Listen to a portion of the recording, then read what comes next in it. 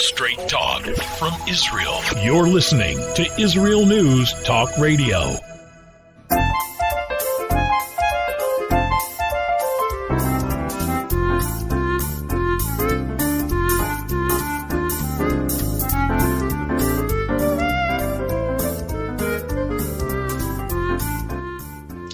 Good morning, good, beautiful February morning. My name is Andrea Simintov, and you are listening to Pull Up a Chair on IsraelNewsTalkRadio.com. Just keep your computer open to this right now, whatever the rest of the day. If you're listening on different streaming services, this is where you have to remain.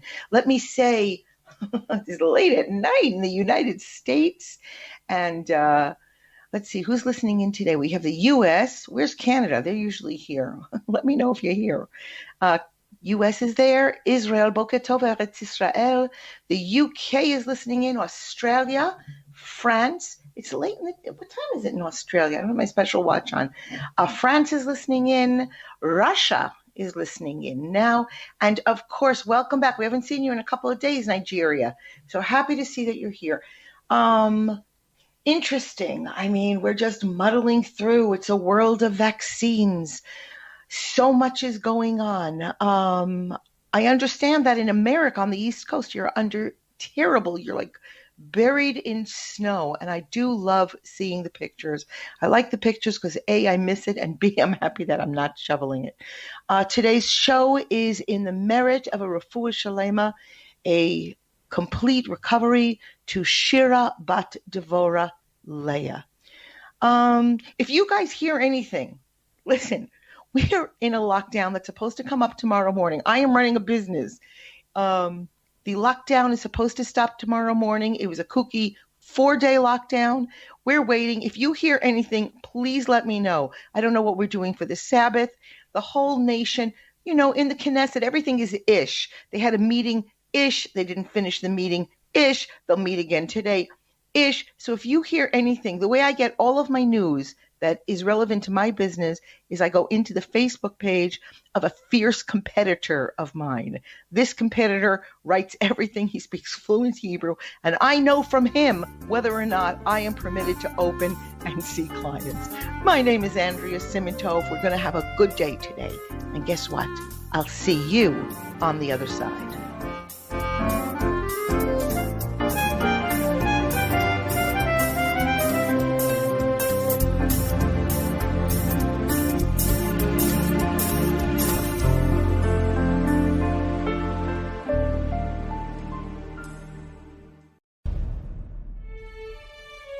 Israel is located in one of the most volatile areas in the world. Israel is an island of stability in a sea of war and unrest. In the midst of this turmoil, Israel stands out as a beacon of order and human progress. Each week we update you on what's happening in this, the Jewish state, a true light unto the nations. This is Jay Shapiro. Join me every Thursday on Israel News Talk Radio.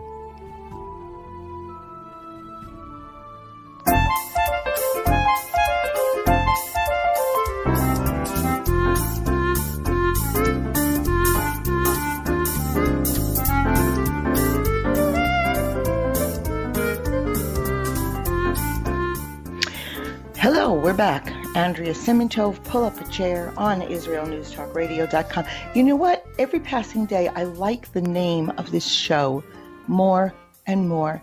It really is just a meeting, a get-together. Now, we don't always agree with each other. We all come from different backgrounds, different understandings, and that's what makes it fun. That's what makes it interesting. I was thinking about this today because my friend and neighbor across the hall, Adina, she came over, and it was very funny. We had had a discussion, and somebody in the building was selling something, and I said to her, you really have to watch a documentary on this. It's not a secret. It was about essential oils. Somebody was selling essential oils, and I had watched a very fascinating documentary about it, and I wanted her to see it because it had to do with the lack of regulations and the lack of accountability when something goes wrong. Anyway, she watched the documentary, and she came back and she said to me, I saw it, but I have to disagree with you, Andrea. they're not cut with other these oils. They're not cut with other materials, and they're not unpure, and they're really very okay. And I said, I never said anything about them being impure. And she said, well, oh, and she had watched this documentary with the understanding that that's where I was taking it. Nothing happened. We all went on our merry ways. We all had lunch. But it dawned on me that we very often listen with our slant. I've done it myself. The reason I say this, oh, Andrea, how mysterious how you're, bringing in this subject. We're making the volume louder here. Yeah. The reason I say this is I get emails all the time that people who make assumptions about my belief system. I'm not talking my Torah belief system. Everyone thinks that, when I like somebody, when I like an actor, when I like a politician, when I like a public servant of something, I naturally go to this place where I think that we could be friends because they think just like me. But that's not true. It's not true. They think like they think. And so I get notes. People are sending me. They're drowning me in videos and information and documentation about the dangers of the COVID vaccines. I have never, ever used this microphone to either promote getting vaccinated or to dissuade people from getting vaccinated. The fact of the matter is, I have been vaccinated. I had both vaccines. It wasn't a, big, powerful political statement. After seeing the same videos that everybody else saw and sent to me, reading the same articles, the same naysayers and the same pros, it was my decision. Vegetarians send me articles about the horrors of the meat industry, and meat eaters send me articles about how my bones are going to chip away. Friends of mine from high school and from college who sit at the left side of the aisles of the political spectrums have drowned me over the years to tell me how evil Donald Trump was, how the world was being destroyed, and how they couldn't wait for the new world order of the Biden administration. Friends of mine on the right side were drowning me about the horrors, the evils, and the ultimate dangers of the left, and drowning me in MAGA information. I have never done anything except to say that there are things that make me think, and that I think about it and pull up a chair. The idea behind pulling up a chair is to talk about it. For the record, just so you know, I tend to be politically conservative, and yet I'm spiritually a hippie and extremely liberal. I'm an imperfect vegetarian, and I attend family barbecues.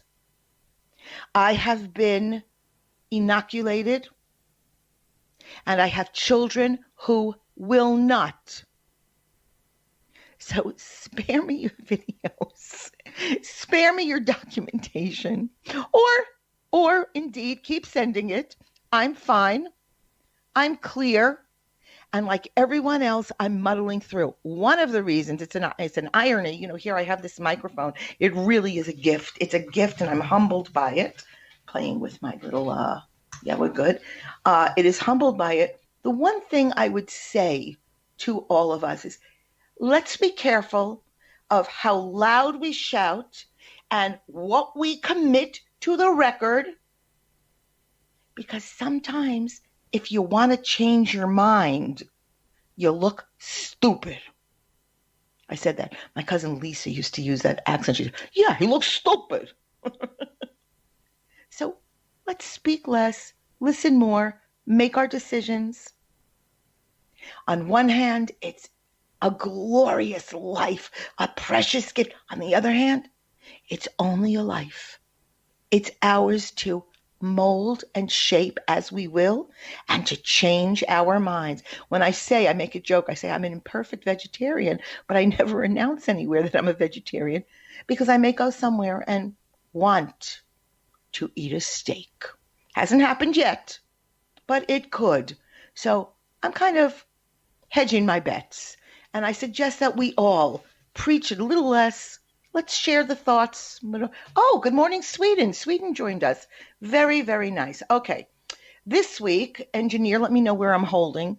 Okay, this week we lost, oh my gosh, Torah giant after Torah giant after, I think we lost 4 Torah giants, enormous. I'm not going to speak about those with whom I did not have a personal relationship or didn't have any personal interaction, but I will talk for a moment about Rabbi Avraham J. Twersky.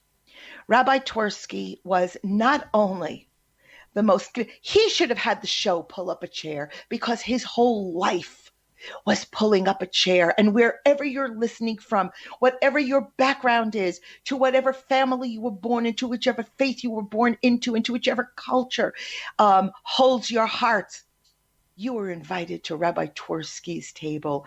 And I myself did eat at his dinner table. And I'll never forget, he was from a great Hasidic dynasty. And he dressed in the role. He wore the long black coat and the fur hat, the streimel we call it, big white beard. And he was, I'm going to get this wrong, he was the, let me just see here, he founded the Gateway Rehabilitation Center for Alcoholics and Drug Addicts, which Forbes magazine actually designated as one of America's top 12 rehabilitation programs. He was incredible, and he dressed this part, and he looked the part. He was he was born into an esteemed Hasidic dynasty. I must tell you, for years, he served as an assistant rabbi. This is just a little itty-bitty story. I'm looking here. He served as assistant rabbi to his father, who was known as the Hornstipler Rebbe of Milwaukee. But the duties of a congregational rabbi, he performed weddings, funerals, unveilings, bar mitzvahs. It didn't appeal to him. He wanted to become a doctor. Why did he want to become a doctor? Because he saw his father tending to others and making huge, huge differences in their lives. And he realized his father was incredible. He lacked, however, the ability to help others or to really connect in a rabbinical sense. So he became a doctor. Wait, this is the best part. This is where we all step in. Any of you of a certain age group know who Danny Thomas was. Remember Danny Thomas, the daddy of the actress Marlo Thomas, who's married to Phil Donahue? a lot of TMI here. Anyway, TV star Danny Thomas, I guess this would have been in the 1950s, I would imagine 50s, early 60s. He was the son of Maronite Christian immigrants from Lebanon. For somehow, I don't know how HaKadosh Baruch Hu, how God works, the information crossed his desk. He read that a young medical student, the son of these Hasidic immigrants from Ukraine, was struggling to pay his tuition. I think I heard, this is off script, that Rabbi Twersky owed $8,000 to medical school. In those days, that was an enormous amount of money.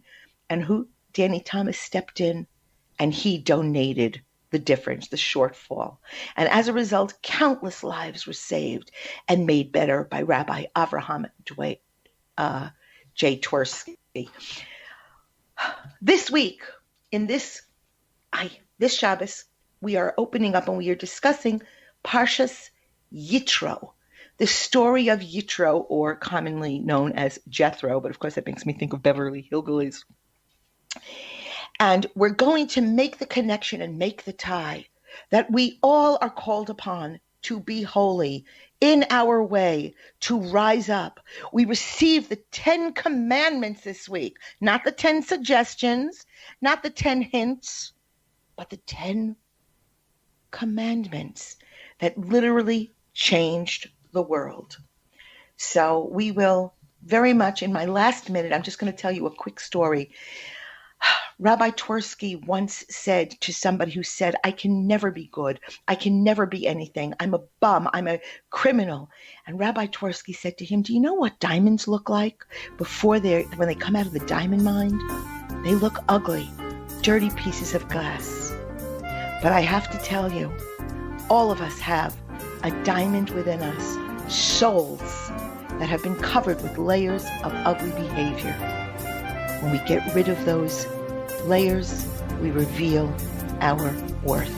Andrea Simondov, I'll see you on the other side.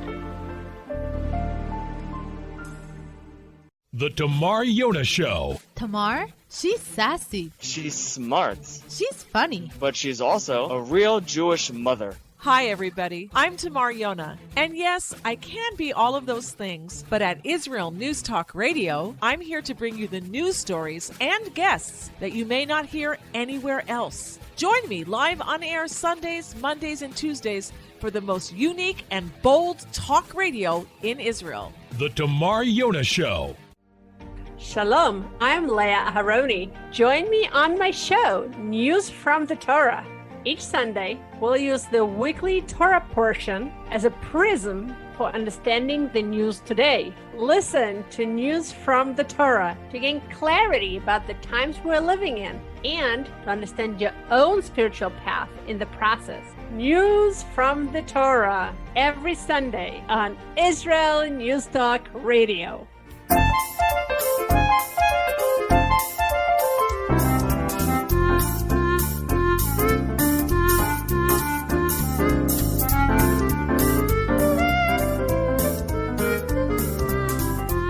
Okie doke, we're back. Andrea Simondov, pull up a chair. Pull up a chair. Have a cup of coffee. Have a glass of wine. Pull up a chair. Hold on a second. I have the heater on here.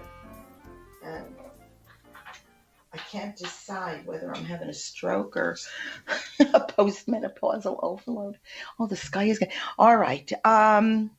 Okay, couple of notes. Here we go in and out. We weave our Torah and we weave it into things that kind of just pique my interest. Isn't that an interesting story about Danny Thomas? I sent it to my mother, 91. I let her have the information because she's really the only person I know who remembers Danny Thomas. I liked Danny Thomas. Danny Thomas was fun, so I just assumed he was Jewish. I remember I was like in shock for weeks when I found out that he was Lebanese. If I liked you, you were Jewish. I like Johnny Carson. There was nothing about Johnny Carson's demeanor that looked Jewish, but I decided he was Jewish. All right, I've matured.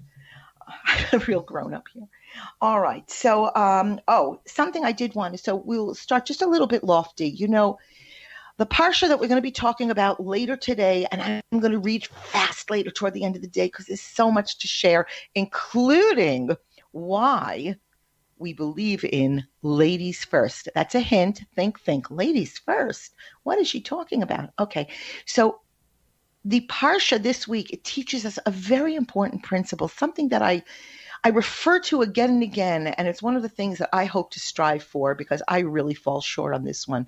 It teaches us that it's one thing to acknowledge and to praise and thank God when we ourselves experience miracles, experience divine chesed, kindness, and compassion. But it's an entirely different mindset and a different spiritual plane to be able to express our praise and thanks to God when He bestows kindnesses on others. The Germans have all these kind of, I can't even say it, like Schadenfreude. You know what I'm saying? That I have to pronounce this properly. Where we sort of get happy when something terrible happens to somebody because we say, at least not me, or he deserved it. Can you imagine? I think about this.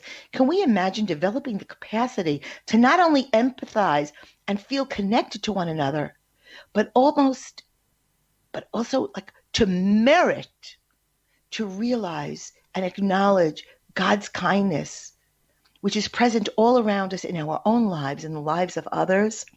I love that. It made me think about, okay, this is where we get to this. Hold on. I got this cute, my husband who, I need to share this. Okay, because he's still in the bedroom. He's like, all right, he's out of it. So I can share this. Shh, don't tell that I told you this. He doesn't exactly like to go to lofty places. He says he leaves that to me. That's my arena, loftiness.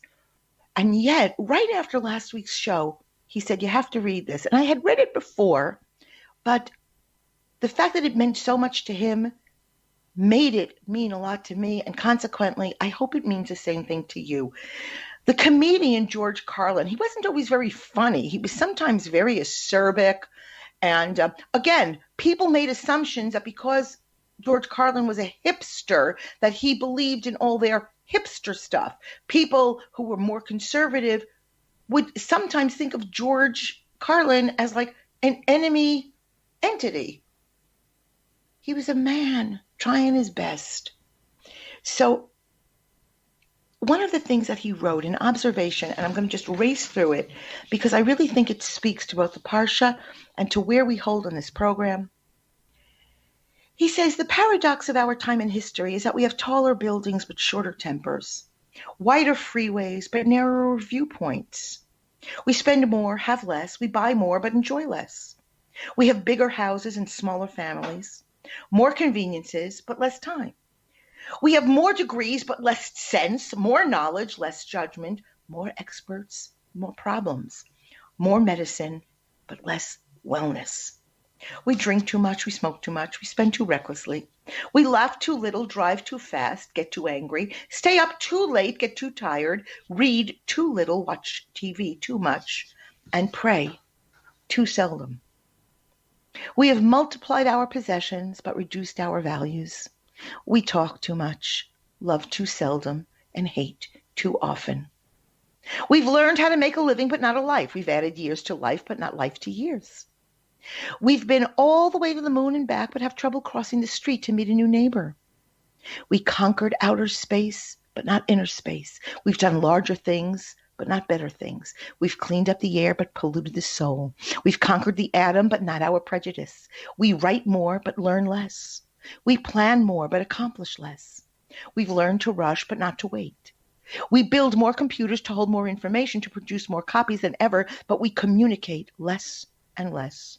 These are the times of fast foods and slow digestion, big men and small character, steep profits and shallow relationships.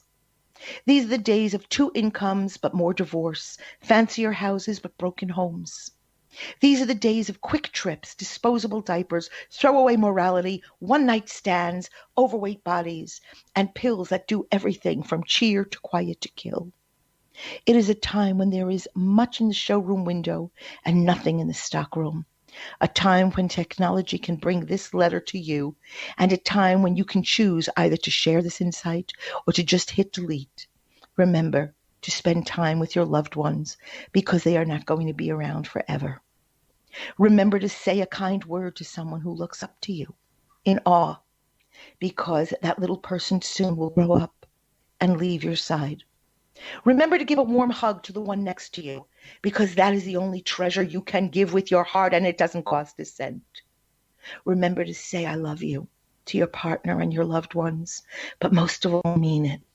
A kiss and an embrace will mend hurt when it comes from deep inside of you.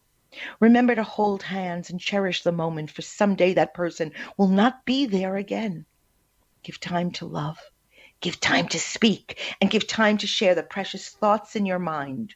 And always remember, life is not measured by the number of breaths we take, but by those moments that take our breath away. That, my friends, is what we can share. That, my friends, is a glorious introduction to the Aseret HaDibros, the 10 Commandments, because it is all encompassed in what we give to one another. Okie doke. On an aside, a little down from loftiness, I saw this week, the film The Dig. Okay, it came out on Netflix. So if you have Netflix or Access or Streamio or one of those services, I highly recommend that you see the film The Dig. It's the story out of England about the excavation of Sutton Hoo, which apparently is taught to children in England, but about which I know nothing. And that's all I'm going to tell you. It's an honor. Yes, I read everything. Yes, I read the criticisms. Yes, I read the historical, challenges. It was a wonderful film. It was so beautiful. Okay, also read something today, this week, incredible, about cancel culture. We know about this, about 10 ways to fight back against woke culture. I'm not going to read that now because we don't have the time for that. And but I'm going to post it on when I do I do a wrap up toward the end of this show. We post on Israel News Talk Radio on their page.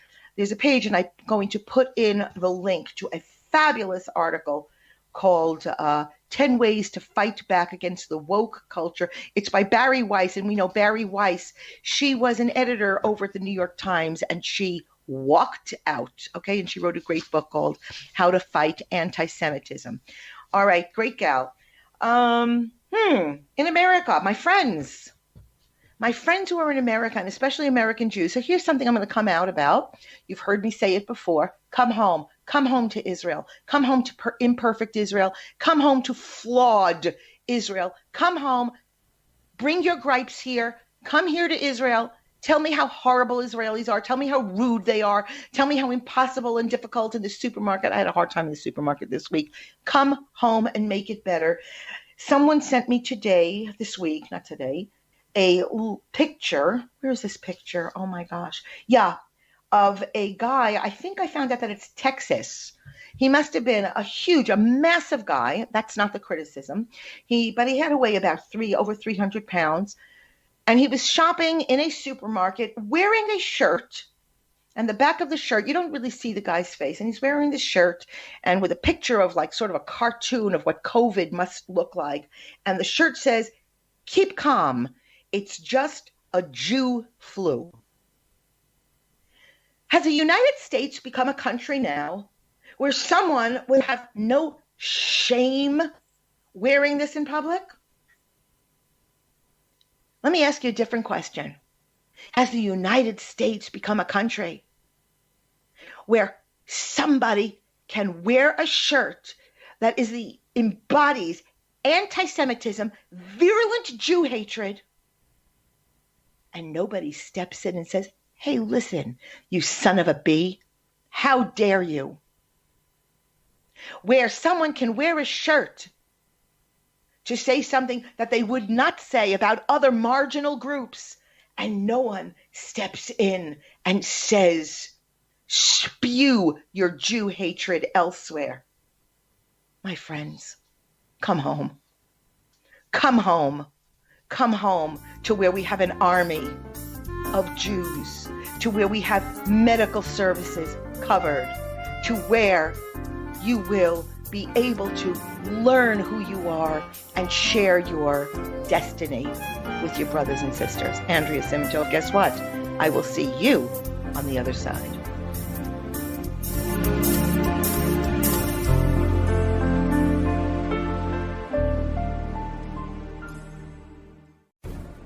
In a time where feelings have become fact, where rational thought and common sense has disappeared, one man stands above it all. I'm Howie Sobaker, your political hitman.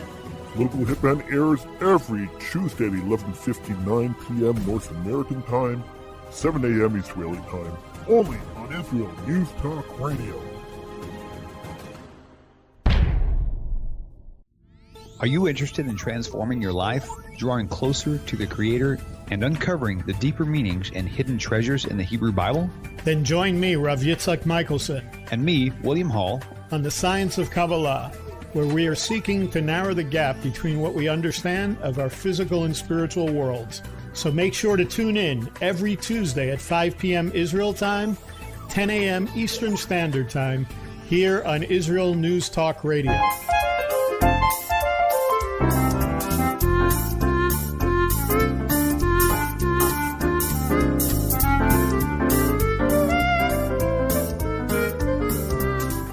Okay, we're back. Wait, let me get in closer to the mic here. 1 second. All right. My name is Andrea Simintov, and you are listening to Pull Up a Chair. Pull up a chair. Pull up a futon. Hold on a second. Let me shut this darn thing. I can't imagine the days where we're not doing everything in our home. All right. Let me get out of the chat room because Larry is distracting me today. Larry, you're distracting me. You have too much to say. Larry reminded me, go to church. Well, not if you're Jewish, but if you're not Jewish, go to church, go to shul, reconnect, go out in nature. One other thing I wanted to say that it's kind of kooky. Again, if you hear anything about whether or not Israel is going to be closed down the next few days, let me know. If any of you get the news alert before I do, what am I doing here? All right. Apparently Israel, the rest of the world, I just can't get over it. I saw somebody posted, they said they were so excited. They won the lottery. They were in Florida. They won the lottery to get their inoculation. And I thought to myself, are these people paying taxes? Are these people members of health maintenance organizations? You got to get if you want it, you got to get it with a lottery. I don't know. I thought it was worth thinking about. Okay, let's go. We're going to start off with something a little controversial as we talk to Parsha. It's Parshas Yitro. Very interesting. Yitro was not a Jew, and yet he merits having an entire portion of the Torah named after him. So before we get into that part, this is something fun I came across from my friend, the late Rabbi Mordechai Reich. We also lost him this year. Very sad. Okay, so Mordechai once he gave a wonderful talk, and he talks about how Moshe was instructed to introduce Hashem's commandments to the women first.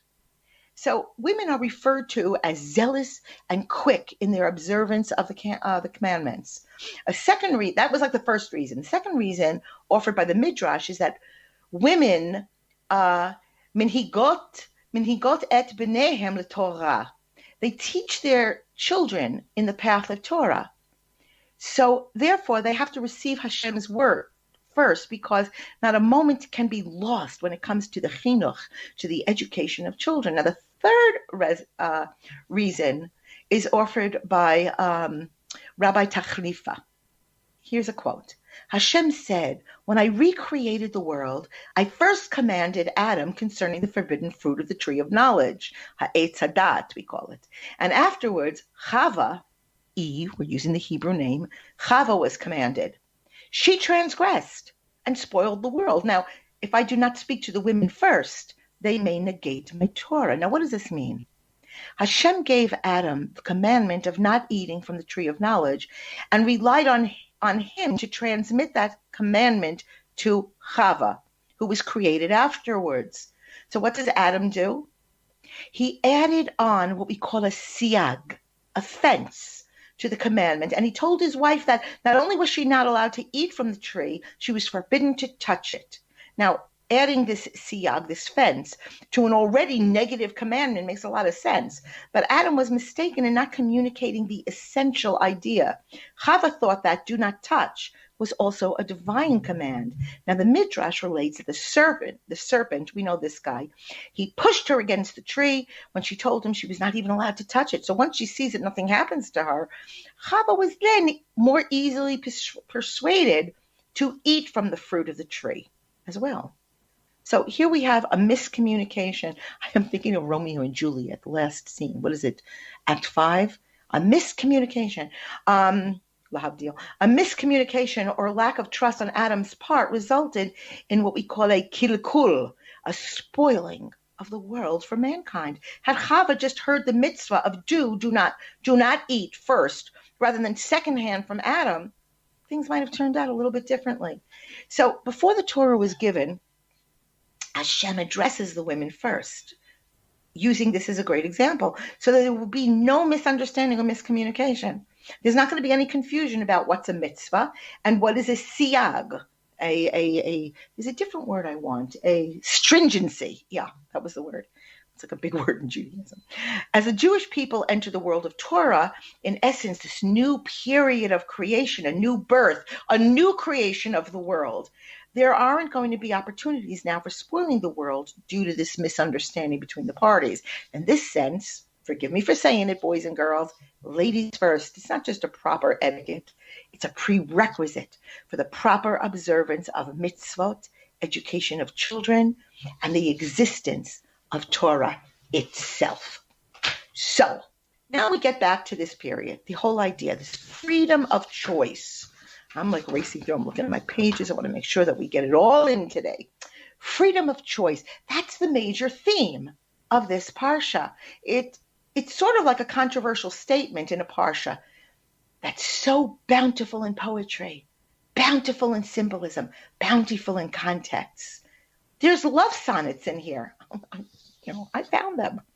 Quote, I bore you on eagle's wings, and I brought you unto myself. You shall be mine own treasure from among all the peoples. Doesn't get more loving than that. And what about the mystery in the parsha? And it came to pass on the third day when it was morning that there were thunders and lightnings and a thick cloud upon the mount, and the voice of the horn exceedingly loud, and the people trembled that were in the camp. That's very mysterious. And then you get the suspense. And when the voice of the horn waxed louder and louder, Moshe spoke, and God answered him by a voice. And the culmination of this parsha and the giving of the law, the Aseret HaDibrot, the 10 Commandments. Where then, in this panorama of Parshas Yitro, does the issue of freedom of choice come in? So let's give it a little historical perspective. I love this. I love this stuff. By the way, I type it all up, and then I have to deal, as I share with you, I have to deal with my typos. And I have to try to figure out what I'm really trying to say. Okay. The events recorded in this narrative, they take place in the spring. Listen to your history. The exit from Egypt, it happened in the spring of the Jewish year of 2448. Now, at that time, there were a lot of prosperous and advanced countries that had very sophisticated legal, social, and economic systems. It wasn't just Egypt. Now, in contrast to the other nations of the day, the people of Israel were really a slave people, a slave mentality, a nation of bricklayers, not very progressive or cultured.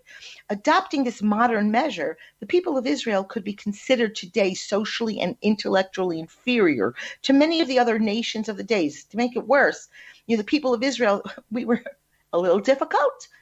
Insecurity, uncertainty. That's what led to the sin of the golden calf. The Torah makes a reference to our unusual personalities, shall we say, referring to us as a stiff-necked people, an uncultured, unruly, and demanding lot. You know what? I live in Israel. Let's leave it at that. Okay.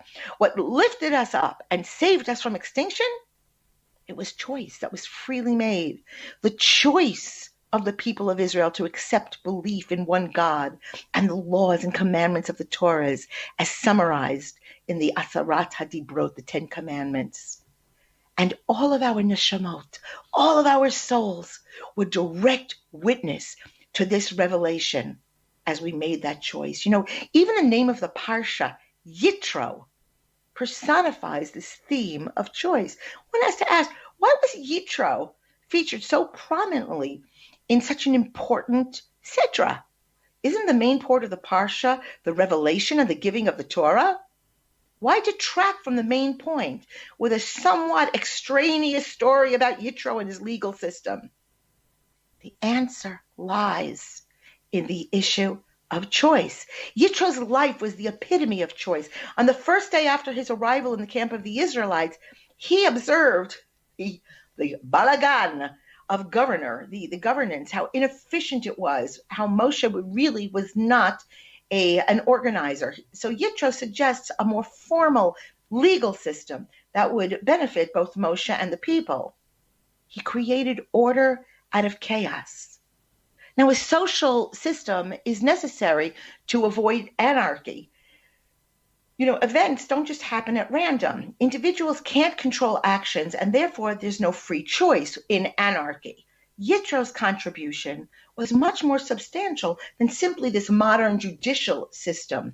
By creating this order out of chaos, he established people to choose and to understand that choices have consequences. His decision to convert to Judaism. I'm just looking for something here. Hold on, that I wanted to share with you. Let me just turn my page, boys and girls. Okay? His decision to convert to Judaism also illustrates this concept of choice. As a non-Jew, he was only obligated to follow the 7 Noahide laws that govern all the people, but he chose to accept the full yoke of Torah and to follow all the Tariag, the 613 mitzvot. You know, the high point in our history is achieved in this narrative, but I want to just throw this out to you. The Parsha says, let their holiness persist, not only today when they hear the law and God's other moral instructions, but even on the next day when they go hence. It's easy. I don't know about you, but for me, it's very easy to hear an inspiring lecture, pick up some wholesome life skills from a religious teacher, a life coach, a new take on halacha, Torah law, and I resolve each time to change my behavior. It's another issue to continue that change tomorrow and all the days that follow. In concluding today's get-together, I so was excited to get together. I had no choice but to quote from Rabbi Twersky of blessed memory and his book, Smiling Each Day. If a person does not criticize what Hashem does, Hashem may not be too critical of that which he does either. Shabbat Shalom u'mivorach from Jerusalem.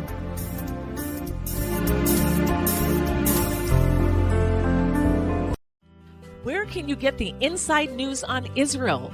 At Israel News Talk Radio, we're dedicated to sharing Israel's inside story with the world by providing our listeners with news on Israeli politics, current affairs, and Israeli Jewish culture.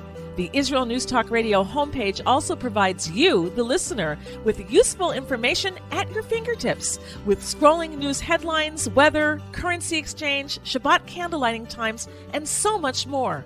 Our radio programming is always accessible and on demand.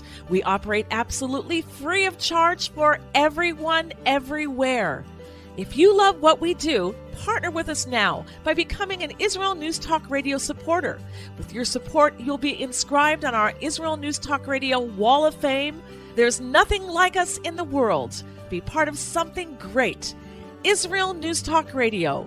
Straight talk from Israel.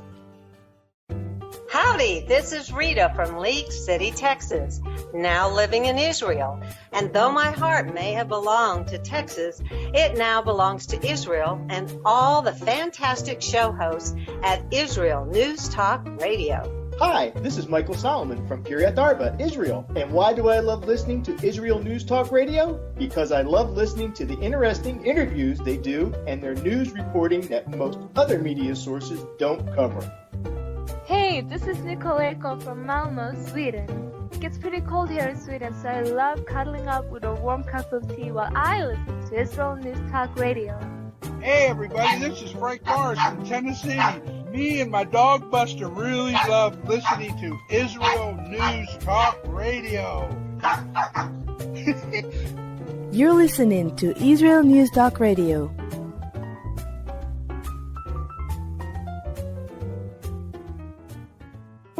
News, opinion, and more. You're listening to Israel News Talk Radio.